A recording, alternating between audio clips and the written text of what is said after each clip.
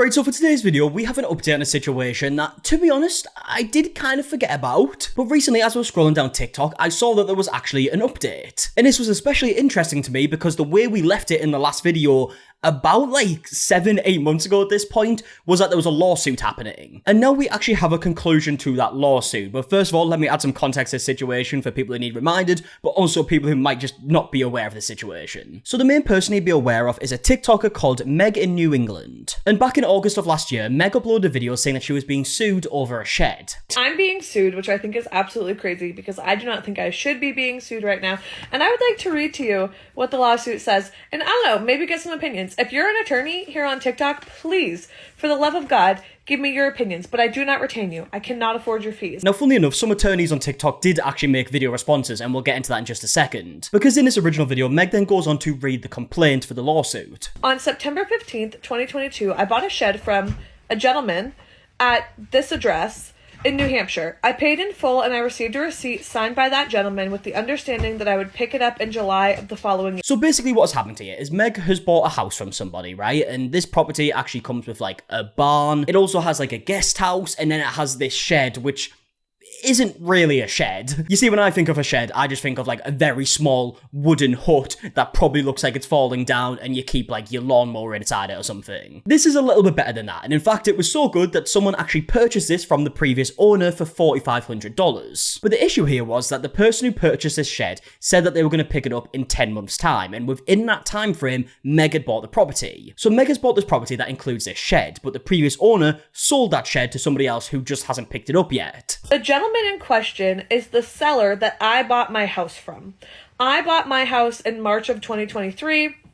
The seller sold a shed to a man in September of 2022. That man was going to come pick up the shed July 2023. I don't know who would willingly give a stranger thousands of dollars and say, I'll be back in 10 months to get the item that I bought. Maybe some people do business that way, not me. And because this guy now wanted the shed that he purchased about 10 months ago at this point, he actually ended up suing the previous owner, but then also Meg. Now, there's a bunch of people giving their opinions in the comment section and like in response videos at the time, including some attorneys as well. Like there was this video here from ATL Cody who made a response to Meg. But I am in fact the internet's favorite lawyer, and excuse my voice, I'm a bit hungover today, but unfortunately, the guy probably owns your shed. I know what you're thinking, but that doesn't make any sense because I bought the house and the house had the shed. But the problem you have to understand is it's an order of operations kind of thing, right? That is, if I own a house and that house has a shed on it, and then someone comes along and says they want to buy my shed. I say, okay, cool, $5,000 sold. We sign a contract. We agree to it. It doesn't even have to be in writing. We just agree that I'm selling you the shed. You give me the money. The shed is now sold. It's yours because I agreed to sell it to you. I then cannot later sell that shed to somebody else when I sell my home. Cody then goes on to say, regardless if it was in the contract when you purchased the property, the person who actually purchased the shed originally now owns it. Yes, you think you bought the shed because it's listed on the disclosures and it's part of the purchase contract for the property.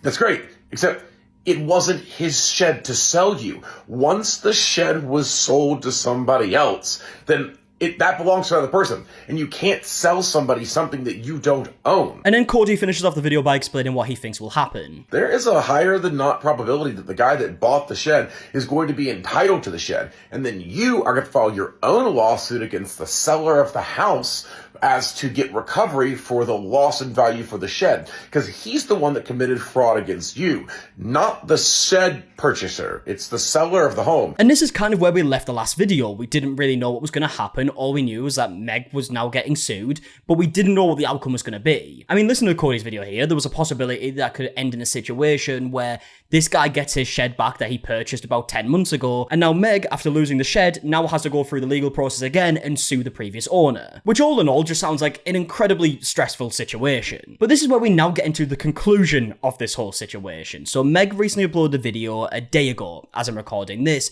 where she basically says we've got an update. Last year, I was sued over a shed on the backside of my property. There's a number of new people here that have never heard the story and some people that never got to hear the conclusion. So I'm going to give you all of that in this one video. It is going to be a little bit long, but I'm going to do my best to keep it nice and brief for you. So Meg gives a bit of a backstory on what she purchased, right? You can actually see the other buildings included in this property. So in March of 2023, my husband and I bought this property that we're on right now. Obviously, I'm biased, but I think this property is absolutely gorgeous.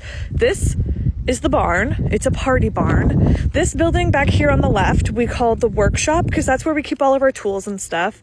This building over here on the right, we call the guest house. But please bear in mind, we call it a guest house, but there's no way that guests could currently live in it. We call it that because we have hopes to turn it into an apartment for multi-generational living down the line. This is my chicken coop. She's under construction. We put her here. Those are my chickens. And then way back in the woods, in between these trees, you can barely see it, but there is another building. That's the shed, or the bunkhouse, depending upon who you are. It's like a 10 by 12 shed that was converted to have a couple bunk beds in it and grandkids to sleep over in it. So yeah, like I said before, it's a bit different to what I would like originally think of if someone just said like a shed, right? I mean, we've got a video of it here. You can see, I guess technically a shed, right? It looks pretty good, and this is something that someone purchased for $4,500, right? And like Meg explains in the video, it's got bunk beds and stuff in it, right? But this is what the dispute was over. Now, at this point in the video, Meg then kind of gives a bit more of like a backstory as to, like, this guy posted a letter basically saying, I've came to get my shed now. Meg doesn't know anything about this because the deal was done with the previous owner. So Meg contacts this guy. He tries explaining it. Meg said she now owns it. So I call the guy. He's very kind. He resides in another state, literally on the other side of the country, and he also has a second home here in New Hampshire, and he wanted the shed for his second home. He told me that he bought it in the fall of 2022. He said, yeah, I bought it from the previous owners. It was $4,500. We had an agreement that I would come back this summer, the summer of 23. Okay, so quickly, as Meg is talking here, she's saying, like, this guy purchased the shed for $4,500, and there's some text on screen that says, and sued us for $8,200. I explained that legally we bought it. I work in real estate. I made sure that our contract was solid. I also hired someone to help us with the purchase because I really wanted this property and didn't want emotions to get the best of me. So I contacted my realtor. I immediately contacted the title company. I contacted everyone, and I gave this man permission to do so too, because nothing that he would get from them is stuff that isn't public information. And I thought it would help ease his mind that we are the rightful owners. Yeah, I think one thing that is clear when you're listening to this story is that the main person who is at fault here is the previous owner of this property. I mean, he sold part of the property, being this shed, and then sold it again when the guy hadn't picked it up yet. So you would think that if anyone was being sued, it would be him. Now, obviously, he was, by the sounds of it, right? He was also being sued, but Meg was included in the lawsuit. And obviously, we didn't know what was going to happen legally, but looking at this situation from a non-lawyer brain and not thinking about what will happen legally, you can see why the guy who purchased the shed is annoyed, and you can also see why Meg wouldn't want to give up the shed because she purchased it as well. It was included in the agreement. Now, Meg goes on to explain that the phone call was nice, but a year after this phone call was when Megan realized she was being sued. The conclusion, we were very kind to each other. The conclusion was that he was going to go back to the previous owners to get his money back. And that was the last I heard of him. And then I got off the phone with him for the last time, and I just bawled my eyes out because I just felt so bad over the whole situation. And then it's now August of 24. So almost 2 years since he bought the shed, and a year from when we last spoke, and he said, I'm going to go to the previous owners and get my money back. As it was explained to me, the previous owners acknowledged that they sold the home and said, we'll get you your money back, but then never actually got this man his money back. So he opened up a small claims suit, which I don't think is totally off base. I understand why he did it. I don't think we had to be involved, though. And this is what started the legal process. Now, Meg is very confident in saying that there was in no scenario where Meg was going to have to give the shed to this guy. And I've said before that I don't think we have to be involved because the way that real estate laws work, at least in the state of New Hampshire, there's no scenario where he would have gotten that shed. The most he could have gotten was money, and no judge in their right mind would have said that we had to give him money. Unless, of course, there was like a provision in our contract that stated the shed was sold and the new owners owe XYZ amount of money. But again, no lender would let that happen. Like, there's just no scenario where it would have happened. Now, this is where we get to the conclusion of the lawsuit. So Meg says that the day before Meg was going to be going to court, she was actually dismissed from the lawsuit. I believe the previous owners ended up having to pay this guy for the shed. I'm not sure how much it is though. But after this, the guy actually got back in touch with Meg and tried purchasing the shed again. And Meg said no because he sued her. Or at least tried to sue her, right? January 26th. 2025, which was one day before we were set to go to court. And one day before we were set to go to court, he dismissed me and my husband from the lawsuit. We have the shed. The shed is ours. It was always going to be ours. He asked us multiple times if he could buy it. At that point, I said, you should have had this conversation before you sued us. Now that you've sued us, my heart is hardened to the idea of selling this shed to you. I'm not doing it. Call me petty, but I'm not doing it. Which, I mean, at that point, yeah, fair enough, right? The guy tried suing Meg, and again, I don't feel like Meg was the person who should have been sued in the situation, so I can see why Meg wouldn't want to sell it to him. But of course, on the flip side, you can see why this guy would either want his shed or his money back, so you can see why it ended up going down a legal route, right? Especially if the previous owner didn't end up refunding this guy, but the fact that Meg was included in it seems a bit odd to me. Now, looking at the comments of this video, there's some comments like this one saying, I'm still confused why he wanted this one shed so badly that he even offered to buy it after suing you. So bizarre. And I mean, yeah, I can see why he was trying so hard to get the shed back after paying $4,500 for it and not receiving it, right? But after this lawsuit, after getting his money back, is what I believe happened here. It does seem a bit odd that he would go back to Meg to try and purchase it again, considering effing that happened. Like, surely you can get a very similar looking shed, but maybe you got a good deal. Another comment here saying you had to eat those lawyer fees when it was not at all your fault. And I mean, yeah, like, listening to what we've been told here, it doesn't seem like Meg got any money out of this situation, meaning she just had to pay these lawyers for quite a good amount of money, I would assume. And all she really got out of it was that she kept something that she thought she purchased in the first place. So I would imagine Meg is down on money from this situation. And then obviously you've got to include like the stress on top of that. It's just a very shitty situation. Now, there are some comments on this video that just don't agree with Meg's point of view at all on this situation, right? And this comment in particular, Meg ends up responding to in a video, which we'll get to. But it says, if you found someone else's wallet on your property, does it make it yours? No hit at all, but I would have honored the sale. I would request the previous owners to compensate me whatever value they added for the shed in the sale of the property. I would have reported the previous owners for fraud. You can't sell something twice, and if they didn't add the shed in the value, then it was never yours. Now, I think the big issue of this is, right, imagine if Meg did give the shed to this guy who did purchase it previously, right? But then the previous owners weren't willing to compensate Meg, which, I mean, judging by the fact that this ended up in a lawsuit in the first place, seems like that would be likely to happen. Then Meg's in a situation where she has give away something that she believed she purchased and can't get the money from the previous owner, and therefore it's going to end up in a lawsuit regardless. So either way, it feels like it was always going to play out in a lawsuit, right? And I guess it was whichever way it was going to go. Obviously, in this case, it was the person who purchased the shed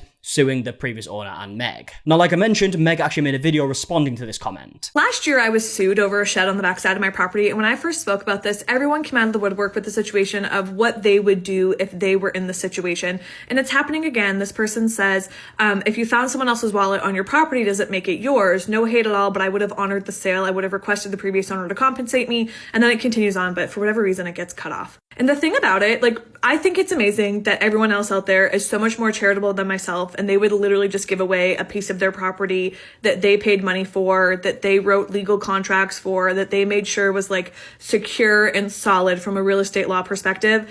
That's amazing if you would do that. It's not my responsibility to do that, though. And then Meg goes on to talk about how it is different from a wallet because it's a building. We're not talking about a wallet. We're not talking about a small little personal item. Like when we bought the property, there was a lot of personal stuff left in the property. And if at some point the previous owners or the original owners came to me and said, you know what, I left this book or whatever, and it's so important to me, can I have it? That's like an ethical thing that I would say, okay, yeah, sure, you can have it, even though it is technically mine now. We're talking about a literal building. A literal building on the property that went into my husband and I deciding how much money we were willing to pay for the property. And then Meg goes on to explain that the real estate agent didn't know anything about this, so Meg believes that the previous owners knew exactly what they were doing here. We were also under contract for a solid 3 months, that at no point the previous owners disclosed this to us. And when this did first happen, my real estate agent called the other real estate agent who said we knew absolutely nothing about this. And then they called like the previous owners who also were just kind of like skirting the truth, which tells me that they knew what they were doing. And then Meg ends this video by saying that she thinks it's ridiculous that anyone would think it's her responsibility. I was okay with the outcome. The person that bought the shed was okay with the outcome. The only person that maybe might not be okay with the outcome is the person that scammed someone out of $4,500. I think it's ridiculous, quite honestly, that anyone thinks it's my responsibility to give this guy a piece of my property and then be the one responsible for going after the money. And also from a legal standpoint, if anyone is an attorney out there, I would love to hear your thought on that.